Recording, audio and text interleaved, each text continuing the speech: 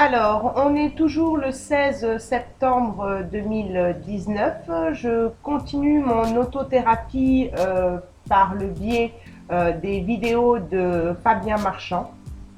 Donc, euh, donc là, je suis à la deuxième vidéo où il fait donc le focus sur le chaser. Donc, je vais fonctionner comme j'ai fonctionné pour la première vidéo, c'est-à-dire que je l'écoute, je fais des pauses et je m'analyse en même temps, puisque effectivement je vous partage cette vidéo si ça peut vous aider, mais je la fais principalement en autothérapie, en vidéo thérapeutique. Donc je ne sais pas si je fais ça au bon moment parce que je suis très fatiguée en ce moment. Alors, je ne sais pas si c'est la pleine lune du 14 septembre, mais quand on est fatigué comme ça, il est beaucoup plus difficile de retenir ses émotions et je pense que c'est pas pour rien non plus si je choisis ce moment-là. Donc, je ferai des pauses à chaque fois que j'entendrai quelque chose qui me parle ou que je peux expliquer dans cette vidéo concernant le chaser. Donc, le chaser, si vous ne vous reconnaissez pas ou je pense que vous avez certainement vu pas mal de vidéos, c'est l'âme éveillée en première, c'est la polarité yang, d'accord? Même si certains chasers se retrouvent plus dans une polarité yin, on verra, moi, par rapport à ce qu'il a dit dans la première vidéo et comment je me suis analysée, je me vois plus dans une polarité yang qui est en train de travailler justement sur son yin et qui peut-être un jour se retrouvera plus dans une polarité yin. En tout cas, pour l'instant, je reste une personne dans le contrôle, je reste une personne dans le besoin de savoir et de contrôler. Donc Fabien Marchand parle d'un chaser qui est brut de décoffrage, hein. Donc on l'a vu déjà dans la première vidéo. Voilà, je ne mâche pas mes mots. Mais je me rends compte que petit à petit, en fait, en vieillissant, je me suis comme assagie.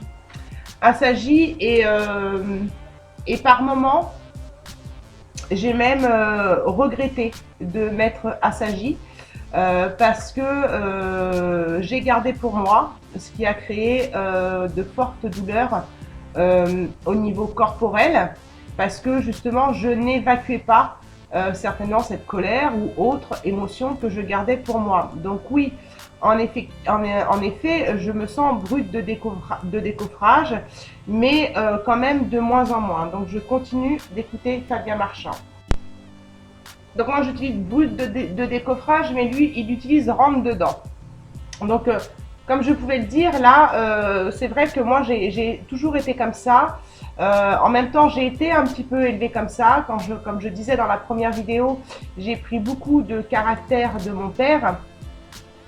Et j'ai été élevée avec la phrase, alors excusez-moi de l'expression, c'est juste l'expression de mon père, je ne me laisserai pas faire, ne baisse pas ton froc, sinon tu vas te faire enculer. Excusez-moi, c'était mon père qui parlait comme ça et je répète les mots qu'il m'a dit. Donc, c'est vrai que quand vous êtes éduqué aussi avec cette forme pensée, baisse pas ton froc sinon tu vas te faire enculer, bah effectivement on est brut de décoffrage, on est rentre dedans parce qu'on a peur de se faire enculer, on a peur de se faire avoir, on a peur. Et donc on a un caractère très fort et en plus d'être chaser, d'être yang et tout ça, d'être brut de décoffrage et tout ça, je suis du signe du bélier. Donc comment vous dire que c'est compliqué pour moi de ne pas être non plus rentre dedans. Et en plus, cette éducation qui a renforcé en fait ce ne te laisse pas faire. Donc, dis ce que tu as à dire. Et même si j'ai toujours été différente, comme j'ai pu le dire dans d'autres vidéos, souple, sociale, empathique, psychologue même avant d'être thérapeute, je suis effectivement une personne rentre dedans. Et dans beaucoup de choses dans ma vie, je sais que si j'avais pas ouvert ma gueule, hein, on va le dire comme ça, hein, je vais parler coffre, hein, je vais parler cash, hein, j'aurais peut-être pas obtenu non plus ce que j'ai obtenu, d'accord, parce que justement, je me suis pas laissé faire. Donc, ça peut paraître négatif quand on écoute ça. Là, je dévie beaucoup de la vidéo de Fabien Marchand parce que je m'analyse en même temps. Quand on se rend compte de ça, il est difficile de pas se dire que, effectivement, heureusement que j'avais ce caractère-là, heureusement.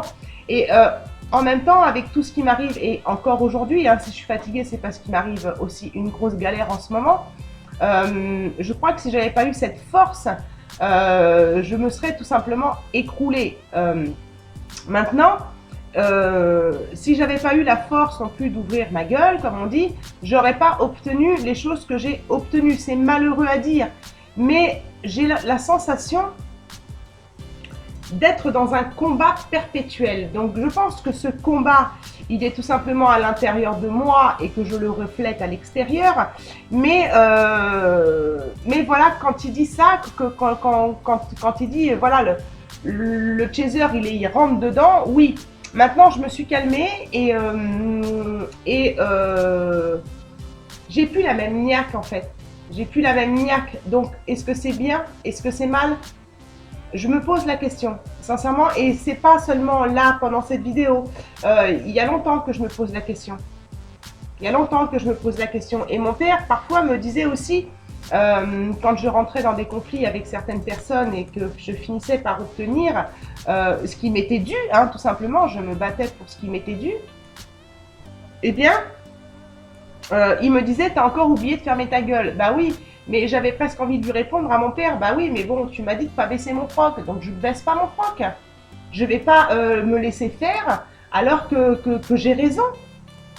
Et ça, le runner ne sait pas le faire. Et je le disais aussi dans une autre vidéo, c'est pas rentrer dedans pour rentrer dedans, c'est pas être dans le conflit parce qu'on aime le conflit. C'est rentrer en conflit pour défendre sa propre cause, pour pas se faire écraser. Et moi, c'est ce que souvent je reprochais à mon runner, ne te laisse pas faire, arrête, tu ne mérites pas ça. Donc voilà la pause que je pouvais faire par rapport à cette phrase qu'il a dit en tant que chaser. Alors ensuite, Fabien Marchand parle de cette différence d'âge dans la relation de flamme jumelle. Il se rend compte que dans 99,9% des personnes qu'il a interrogées, le chaser est la personne, donc éveillée en première, mais est la personne la plus âgée, en âge, d'accord, je ne parle pas en réincarnation, en nombre de réincarnations, je parle en âge. Donc, cette différence d'âge dans la relation de flamme jumelle est effectivement une difficulté à surmonter pour les jumeaux pour qu'il y ait une relation épanouissante. Donc, en effet,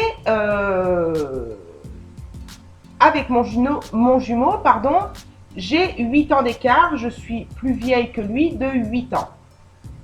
Bon, et c'est dans cet état d'esprit que pour moi, comme je disais dans la première vidéo, qu'il était hors de question pour moi, suite à cette séparation que j'avais vécue avec le père de ma fille, et en plus que mon jumeau n'ait que 22 ans, il était hors de question pour moi de construire quoi que ce soit avec cet homme-là. Raison de plus que je l'avais rencontré en boîte de nuit, donc pour moi, voilà, on n'était pas du tout dans mes croyances de construire quelque chose avec un homme plus jeune, aussi bien pour ma fille, hein, qui n'avait pas de contact avec son père, que pour moi. Voilà. Donc,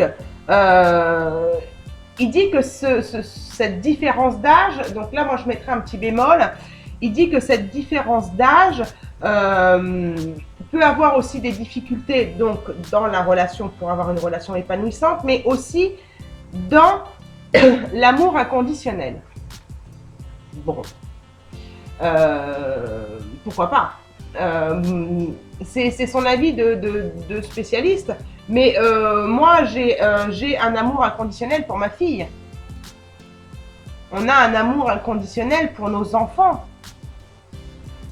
Donc pour moi, c'est pas une difficulté, cette différence d'âge dans la relation de flamme jumelle. En tout cas, c'est pas ce que je ressens.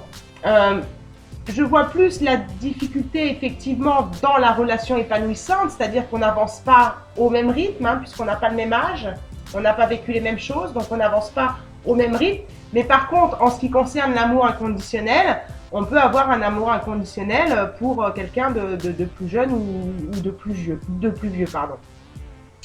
Mais par contre, dans le sens où là je le suis, c'est que cet amour inconditionnel, il est difficile dans la relation vis-à-vis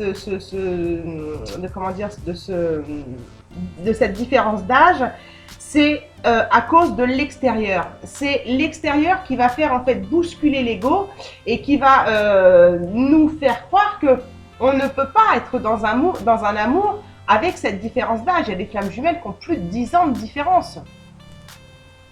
Donc, les jumeaux, ils vont devoir transmuter ça. Mais au premier abord, les jumeaux, cette différence d'âge, ça ne les dérange pas. Ils n'en voient même pas l'inconvénient. Puisque on est amoureux de cette personne-là, on est amoureux de son âme, on est amoureux énergétiquement. C'est un amour véritable, qui vient du cœur. Et qui ne vient pas de son âge ou de son physique ou de sa catégorie socio-professionnelle ou quoi au qu'est-ce. Donc c'est l'extérieur qui nous fait comprendre qu'il y a un problème et que c'est pas possible cet amour dans cette relation à cause de cette différence d'âge.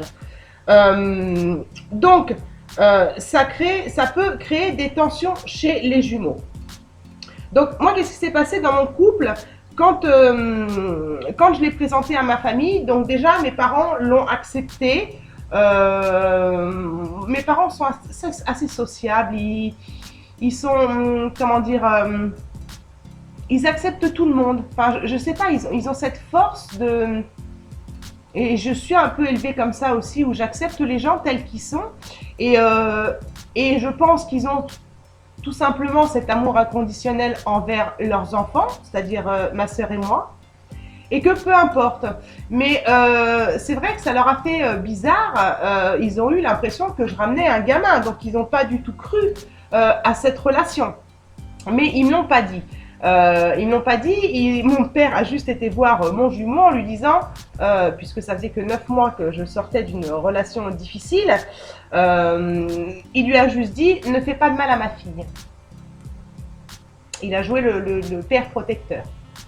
Mais sinon, voilà, de mon côté, il n'y a pas eu de blocage de l'extérieur, d'accord?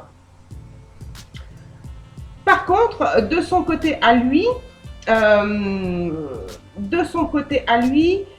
qui s'est passé, c'est que les personnes, enfin ses copains, lui ont dit mais tu vas pas te mettre avec une maman, donc lui effectivement au début, comme il n'y avait pas d'engagement entre nous deux, il disait bah non, je ne vais pas me mettre avec une maman, non, pas du tout.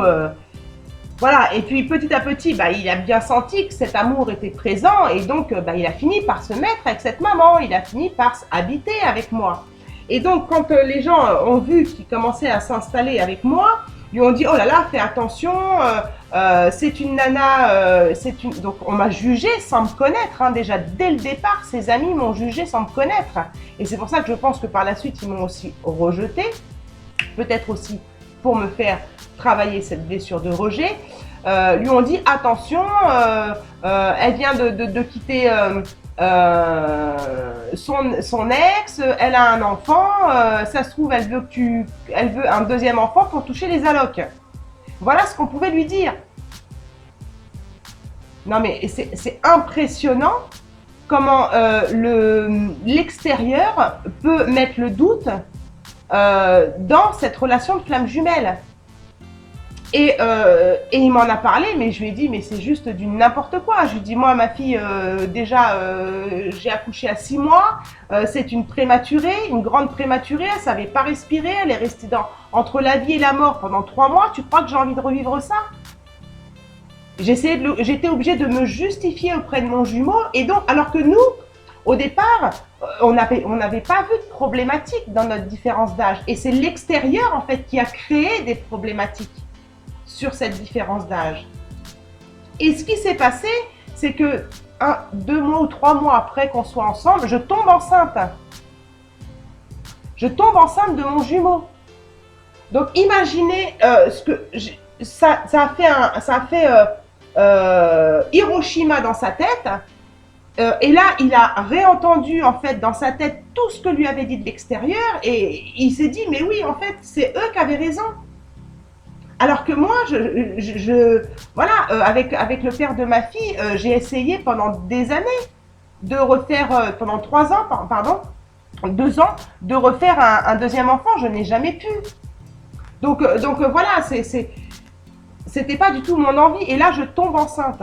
Donc, dans sa tête, c'était Hiroshima et il se demandait, alors il me disait, est-ce que tu veux le garder, tout ça? Je disais, c'est pas que je veux le garder ou que je veux pas le garder, c'est que je suis contre l'avortement. Mais en même temps, avec la grossesse que j'ai eue et la naissance de ma fille prématurée, j'ai pas envie de revivre ça, quoi. Je suis pas prête à revivre ça. Et on était là et on savait pas quoi faire, on était complètement perdus. Ce qui s'est passé, c'est que ça n'a pas duré longtemps, puisqu'au bout de 3 semaines, j'ai fait une fausse couche. Donc, on n'a pas eu le temps de... je suis tombée, en fait. Donc, je pense que c'est pour ça que j'ai fait une fausse couche. Mais je pense aussi que l'univers, ou que moi, je n'étais pas prête aussi à avoir un enfant. Ce qui l'a beaucoup déçu, parce qu'en fait, il s'était préparé psychologiquement. Mais même en étant préparé psychologiquement à avoir un enfant avec moi, il y avait encore, eh bien, ces tensions dû à l'extérieur. Ce que les gens peuvent dire à l'extérieur. C'est quand même terrible. Donc ça, c'est un exemple que j'ai pu vivre de l'extérieur. Je continue de mettre la vidéo de Fabien Marchand dans mes oreilles. Alors après, c'est vrai que cette différence d'âge du chaser plus âgé crée chez le chaser une plus forte maturité. Donc oui, ça me paraît logique et c'est vrai que c'est ce que j'ai vécu aussi, mais forcément, ça crée une plus grande maturité parce que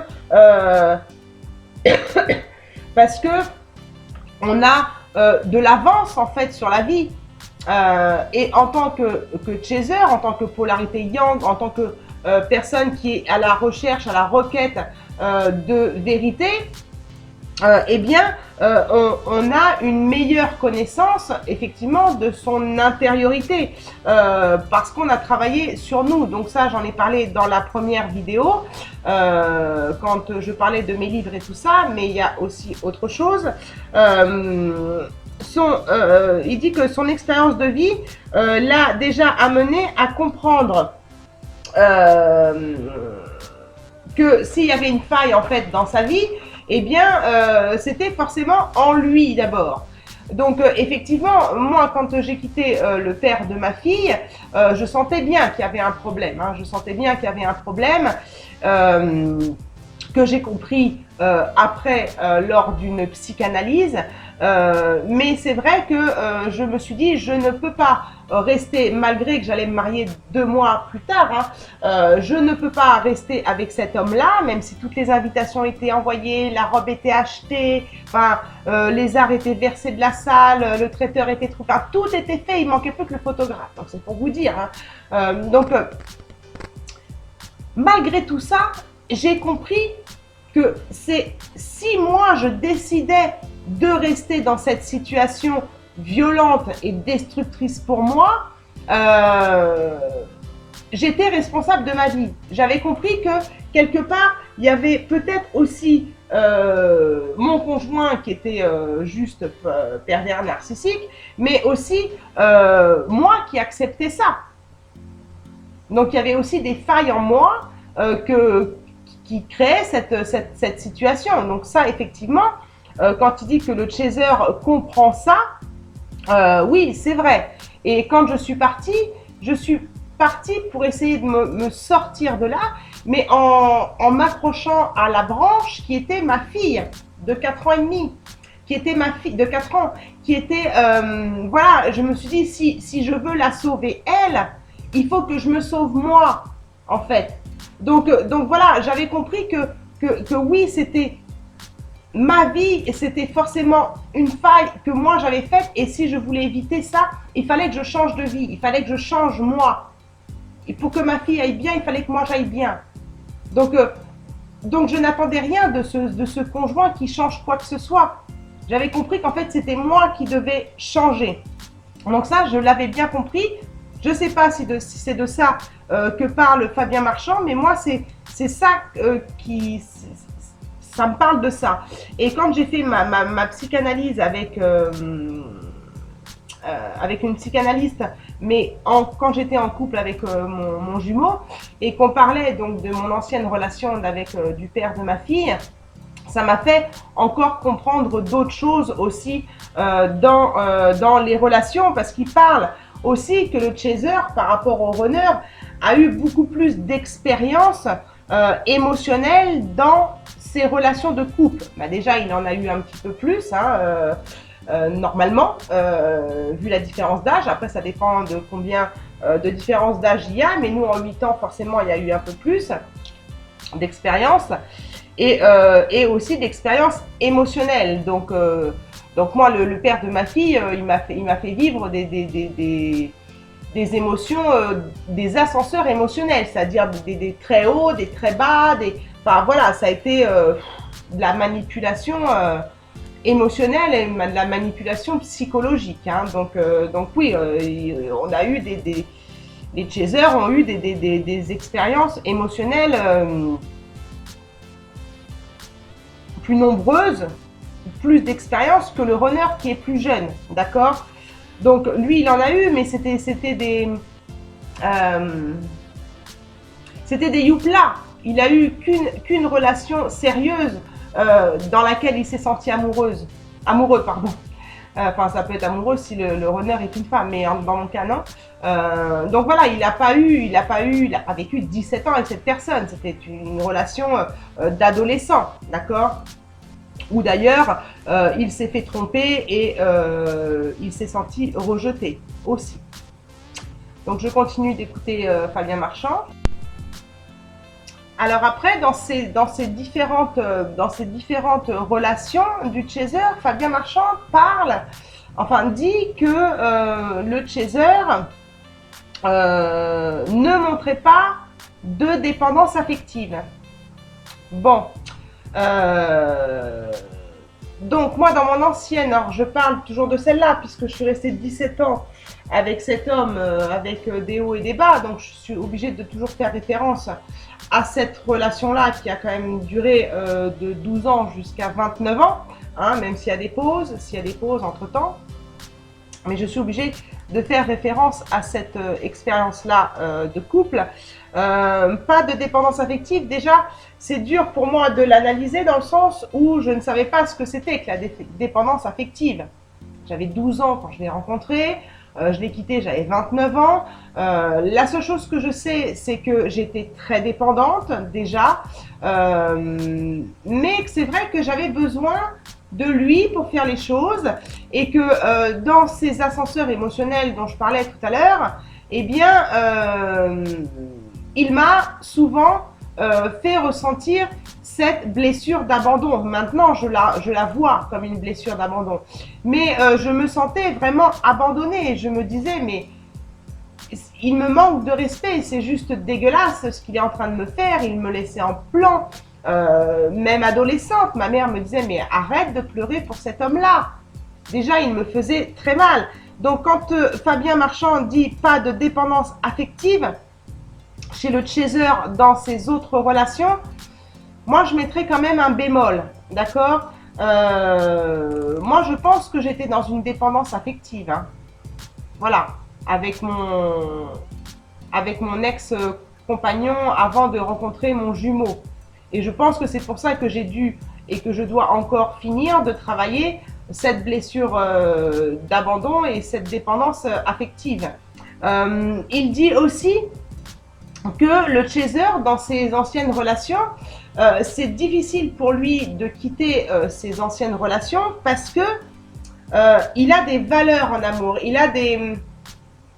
Oui, il y a un socle dans lequel il doit rester posé et que en fait il a du mal à sortir en fait de ça, même si c'est inconfortable, même si des choses arrivent sur son chemin de négatif dans son couple, il a du mal à sortir de ses valeurs affectives parce que c'est pas justifié. Il faut vraiment qu'il y ait quelque chose de grave en fait.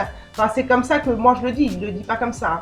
Il faut vraiment qu'il y ait quelque chose de grave pour que ce changement, donc de valeur affective, puisse se faire. D'accord? Pour que ce changement puisse être concret. Donc c'est ce que j'expliquais tout à l'heure. Moi, pour avoir vécu, pour avoir été avec cet homme-là de 12 ans jusqu'à 29 ans, pour l'avoir quitté en le fuyant, il s'est passé énormément de choses. Vous ne pouvez pas vous imaginer. Il s'est passé énormément de choses. Il m'a fait énormément souffrir. Mais non! Moi, je restais sur mon socle. C'est-à-dire que voilà, déjà l'extérieur nous voyait déjà mariés. On s'était connus à l'âge de 12 ans. C'était juste logique qu'on se mette ensemble. Et une fois mis ensemble, c'était juste logique qu'on ait un enfant. Et une fois avoir un enfant, bah, c'était juste logique qu'on achète une maison. Et une fois qu'on avait une maison et 2 chiens, eh bien c'était juste logique qu'on se marie. Donc moi j'étais rentrée dans ces valeurs affectives-là. Et peu importe la souffrance que je vivais jusqu'au jour où il a toujours été violent, mais pas vraiment envers moi dans le physique, jusqu'au jour où il m'a mis la main dessus. Où là, j'ai dit stop et j'ai mis fin au mariage. Parce que, enfin, j'ai mis fin au mariage, j'ai encore eu du mal à sortir de ces valeurs affectives, dans le sens où je lui ai dit, on va juste repousser la date. Au départ, j'ai juste dit, on va juste repousser la date. Parce que j'avais du mal, comme dit Fabien Marchand, à sortir, en fait, de cette, de cette dépendance affective, et de ces valeurs de base dont je n'arrivais pas à sortir en fait. Ces choses qui étaient tellement logiques, tellement concrètes pour moi que non, c'était pas, voilà, on devait supporter ça, c'était ça la vie de couple quoi. Voilà. Donc voilà, il a fallu vraiment ce geste, c'est-à-dire cet œil bernois pour que là je dise non, stop. Et que je comprenne qu'en fait, ça venait certainement peut-être de lui, mais certainement de moi aussi, que je ne pouvais pas. C'était à moi de changer pour que la situation change. Et ça a été ma fille qui m'a fait comprendre qu'il fallait que je la sauve elle. Et pour la sauver elle, il fallait que je me sauve moi. Donc voilà, j'ai juste un petit bémol à mettre sur la dépendance affective, mais par contre, effectivement, sur les valeurs affectives, oui, dans le sens où, voilà, accroché à une croyance qu'il faut que ça se passe comme ça et on a beau souffrir, et ben non, on reste là, quoi, on reste là. Hein. Donc bon, je continue la description du chaser. Alors, quand il parle de Fabien Marchand du relationnel du chaser, il parle d'un relationnel de qualité, c'est-à-dire que le chaser s'investit en termes de qualité et non pas en termes de quantité, d'accord? Donc, le chaser, il a du mal à donner sa confiance facilement. Il a du mal à donner, c'est ce qu'il dit, hein, qu'il a du mal à donner sa confiance facilement, qu'il ne s'ouvre pas facilement, ne se confie pas, sauf aux personnes qui ont les mêmes valeurs, les mêmes structures que lui. Il a besoin d'amitié franche et sincère pour avoir un retour sur lui-même juste qui va lui permettre en fait d'évoluer. Bon.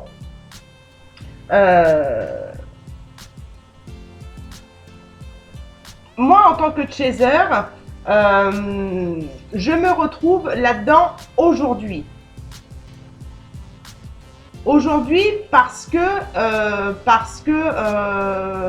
mon expérience de vie a fait que aujourd'hui, je ne donne plus ma confiance aux autres. Je ne m'ouvre plus aussi facilement. Je me retiens de m'ouvrir. Je ne suis pas comme ça de nature dans ce qu'il dit. Donc oui, je me reconnais, mais pas de nature, comme il peut le dire.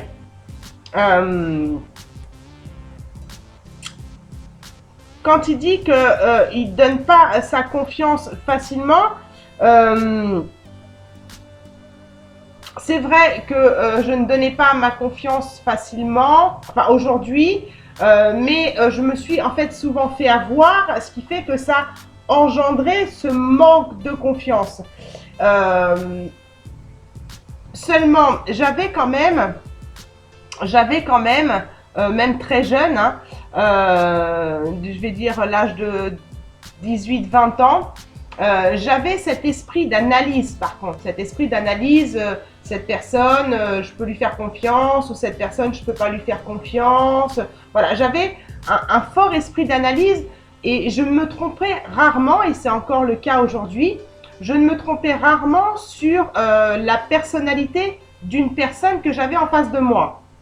Donc peut-être que je ne me rendais pas compte que je sélectionnais, d'accord, parce qu'il dit que les chasers s'entourent d'une grande quantité de personnes, mais enfin qui s'entourent pas d'une grande quantité de personnes parce qu'en fait il va les sélectionner. Donc oui, effectivement, moi je sélectionnais les personnes, mais j'avais pas de personnes, si vous voulez, de qualité. J'avais des collègues de travail. Et dans certaines collègues de travail, j'en avais que j'estimais plus que d'autres. J'avais pas la sensation, j'ai jamais eu la sensation, à part très petite, d'avoir des relations de qualité. Et encore moins de quantité. Parce que même très petite, j'avais 2 meilleures amies et les autres c'était des copines, hein. C'était des, voilà. Et en plus, comme par hasard, c'était des jumelles. C'est pour ça que je dis 2 meilleures amies. Hein, j'ai construit mon adolescence avec 2 jumelles. Bizarre quand même, hein. Bon bref, on va pas épiloguer là-dessus. Donc voilà. Les retours que j'ai eus, c'est que comme je suis très dans l'empathie et comme je le dis dans beaucoup de vidéos, j'étais déjà psychologue avant d'avoir mes certifications, donc de thérapeute. Donc oui, à un moment donné, je ne m'ouvrais pas facilement parce que de toute façon, les gens s'ouvraient à moi. Donc je n'avais même plus de place, moi, pour m'ouvrir. De toute façon, même si j'avais voulu, je veux dire, à un moment donné, comme il le dit plus loin, le chaser a très peu d'amis sincères sur lesquels ils peuvent compter. Bah, c'est tout à fait ça. Moi, je n'ai pas d'amis et je n'ai jamais eu d'amis sur lesquels je pouvais compter. Jamais. Et encore aujourd'hui, je ne peux pas. Je peux compter sur personne. Donc, c'est pas évident non plus pour un chaser qui vit ça. Alors, je ne sais pas si vous allez vous reconnaître les chasers, de ne pas être dans le contrôle, de ne pas être dans essayer de mouler, de contrôler tout, bah parce qu'on est tout seul.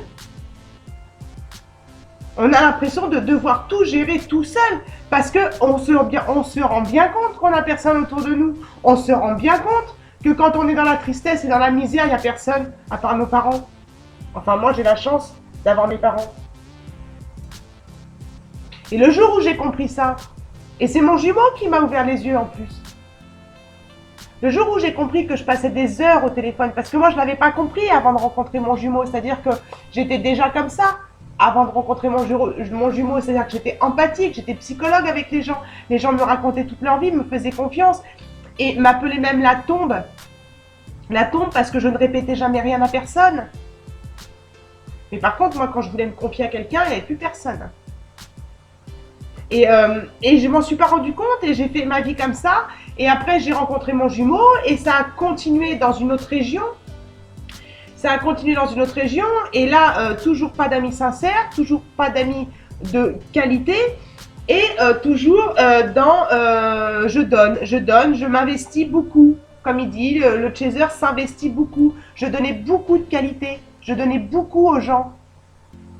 Aux ce que j'appelais moi des amis. Et donc, je les soutenais comme je pouvais. Mais j'avais jamais la place, moi, pour parler. J'avais jamais la place pour dire, bah, tu sais, moi non plus, ça va pas bien. Et un jour, mon jumeau m'a dit, écoute, tu passes des heures au téléphone le soir à essayer de soulager tes copines, quoi. Et donc, du coup, je prenais sur mon temps que je pouvais passer avec lui. Et lui m'a fait la remarque. Et j'en ai parlé, j'étais en psychanalyse à cette époque-là, il y a quelques années de ça. J'en ai parlé à ma psychologue, elle m'a dit, mais mettez le frein, quoi. Occupez-vous de vous. Déjà, avant de prendre conscience du lien de flamme jumelle, bah, écoute, et occupez-vous de vous. Quand est-ce que vous êtes occupé de vous?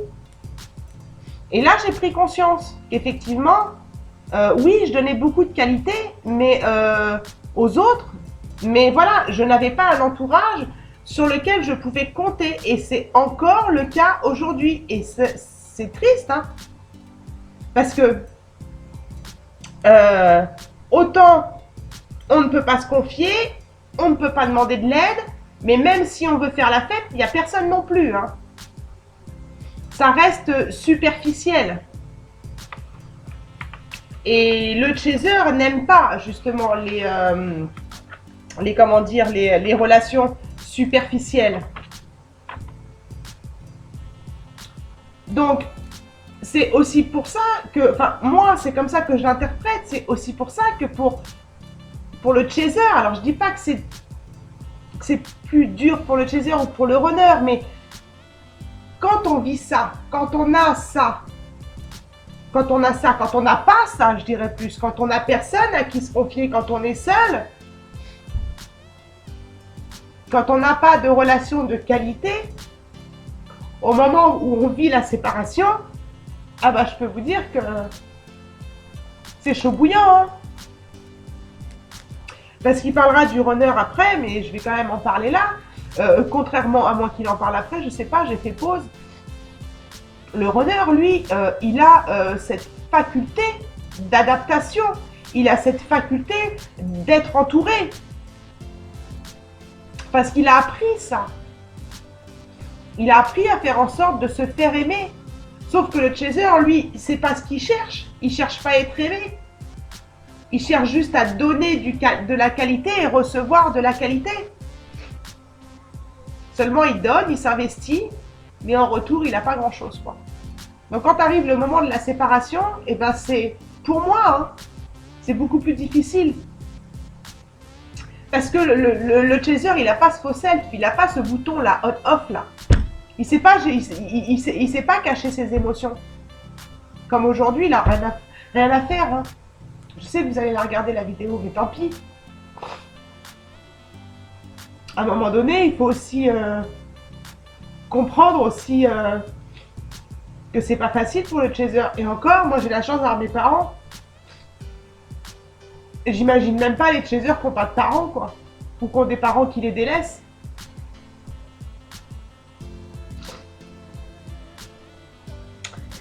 Donc voilà. Que ce soit pour se confier ou pour faire la fête, il n'y a personne. Ou alors c'est du superficiel. J'écoute ce qu'il dit après et je sèche mes larmes. Alors là, quand je pleure, c'est pas que je suis en train de me victimiser. Je suis pas en train de dire oh la pauvre, la personne et tout ça. C'est juste un constat attristant que je fais. Et que c'est aussi pour ça que parfois on peut être aussi dans la dépendance affective. Parce que nous aussi on a besoin aussi à un moment de recevoir. Donc je suis pas en train de me victimiser là. Mais en fait je suis une personne qui est dans l'empathie. autant dans la première vidéo, j'ai pu verser des larmes quand je parlais de mon runner, parce que j'avais de l'empathie pour lui et c'est ce qui m'a fait pleurer. Mais là, en fait, c'est juste de l'empathie pour moi. Et je suis pas en train de me dire ma pauvre. Je suis en train juste de faire un constat qui est douloureux. Et sur lequel il faut apprendre à vivre avec. Ou plutôt à vivre sans. C'est-à-dire que même avant la séparation, on était déjà seuls de toute façon. Et que quand le jumeau part, eh ben ouais. Ok, ça peut être douloureux, on verra pour le runner tout à l'heure, mais et peut-être que je pleurais aussi en parlant de mon runner, mais et voilà, moi je sais qu'en tant que chaser, j'ai eu beaucoup de, comment dire, je suis fatiguée, je suis un petit peu fatiguée d'avoir donné autant, parce que quand j'ai donné cette qualité aux gens, je ne me rendais pas compte. Je le faisais naturellement, avec l'empathie et tout mon cœur. Et c'est quand moi je me suis retrouvée très bas que je me suis rendu compte qu'il n'y avait plus personne. Et c'est quand j'ai arrêté de soutenir ces personnes-là, c'est-à-dire d'arrêter de leur donner des conseils, d'arrêter de leur donner du qualitatif. C'est-à-dire que, voilà, je donnais moins au téléphone, je donnais moins quand je les voyais, je donnais, mais moins, et de moins en moins. Et elles se sont de plus en plus éloignées. Donc voilà, c'était pas de la qualité pour moi, ces amis-là, alors que je le pensais. Donc il y a de déception, une grosse déception. Et quand on se retrouve dans un état bas et qu'on se rend compte là que ça vous pète à la gueule dans le sens où il n'y a personne autour de vous, et ben ça fait mal. Hein. Faut apprendre à vivre avec, mais c'est vrai que ces vidéos, je savais qu'elles allaient être thérapeutiques. Mais c'est quand même chaud hein, de vivre avec ça. Hein.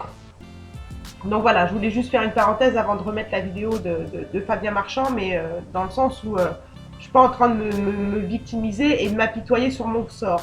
C'est juste que je fais un constat que j'avais déjà fait et que je refais et qui est douloureux. Voilà, je continue d'écouter la vidéo de Fabien Marchand.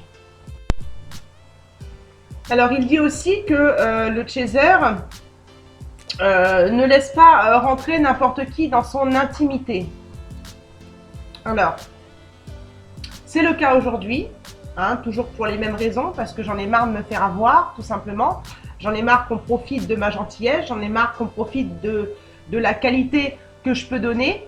Même si je me rendais pas compte en fait que je ne recevais rien parce que moi je n'étais pas dans je donne donc je dois recevoir hein. C'était juste que quand je me suis retrouvée moi dans une tristesse et avoir le besoin de me confier, et ben j'ai eu personne et c'est là que je me suis rendu compte que je ne recevais pas en fait.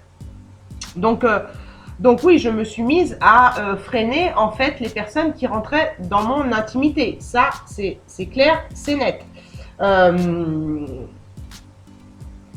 Et aussi par peur aussi. Donc il dit que ce comportement-là du chaser, eh bien ça complique un petit peu la relation parce que le runner va venir justement déstabiliser ce socle-là qu'on s'est construit, nous les chasers, avec cette...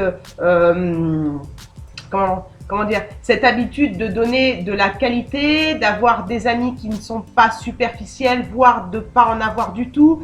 Voilà, ça va le déstabiliser parce que, alors il n'explique pas pourquoi, mais moi, il n'explique pas pourquoi dans cette vidéo, je pense qu'il expliquera dans le mécanisme du runner, mais voilà, le mécanisme du chaser, en tout cas, dans cette fonction-là, dans cette façon d'être dans les relations, j'ai une mouche domestique là, qui est là avec moi. Bon. Mais en fait, le chaser sur un socle qui comme il dit, sur un socle qui se retrouve sur des sables mouvants. Donc moi, ce que je vois dans ça par rapport à ma vie, c'est que oui, j'ai été déstabilisée dans le sens où, comme je le disais dans ma première vidéo, ça me rendait triste quand il faisait des sorties sans moi, parce que j'avais le sentiment d'être abandonnée ou d'être rejetée, je ne savais pas trop encore à l'époque. Et, et j'étais presque envieuse qu'il ait autant d'amis. Et en même, je sais pas si c'était de l'envie, mais je savais pas comment il faisait en fait. Je savais pas. Aujourd'hui, je le comprends.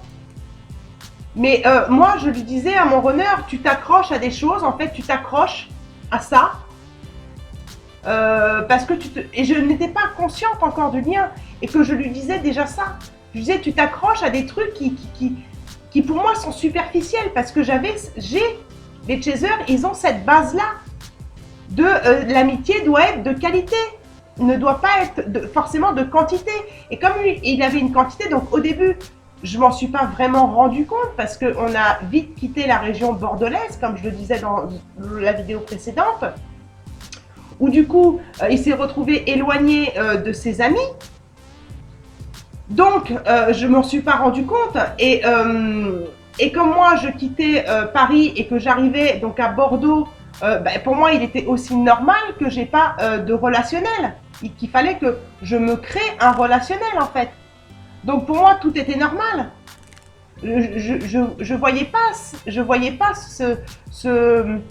cette généralité psychologique que détient le chaser.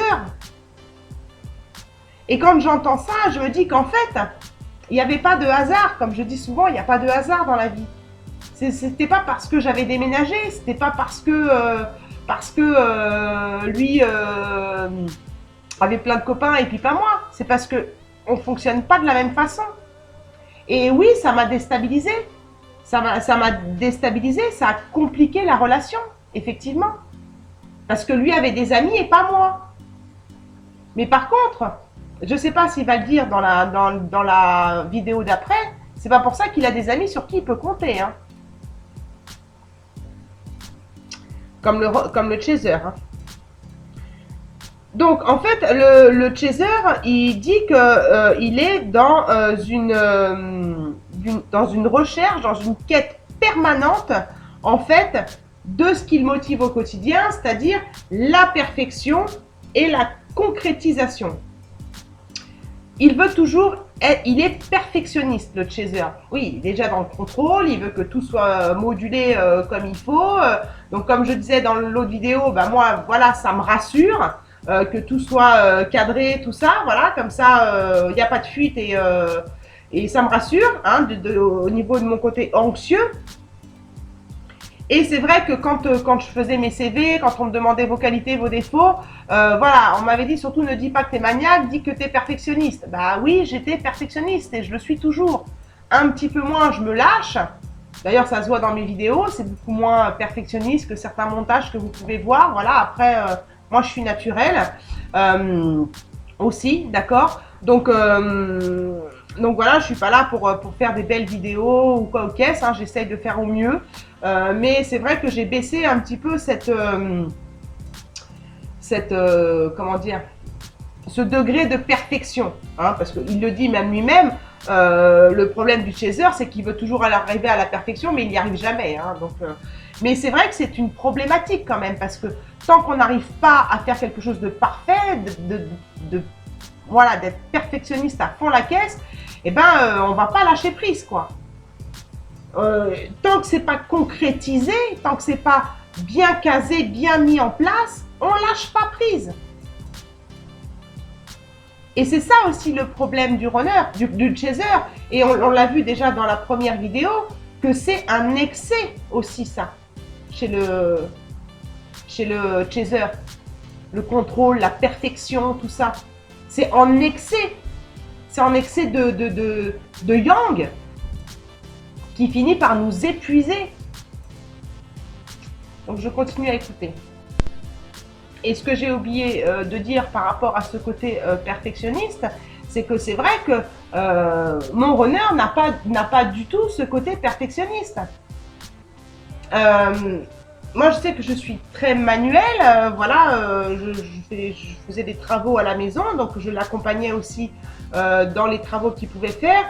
Dans une de mes vidéos que je vous ai partagée sur ma chaîne il y a longtemps maintenant, enfin, vu la date qu'on est, je pense qu'il y a longtemps que vous l'avez vu, sur un meuble qu'on avait construit. Si j'avais pas été là pour perfectionner ce meuble, mais fallait voir l'idée qu'avait mon runner au départ, quoi.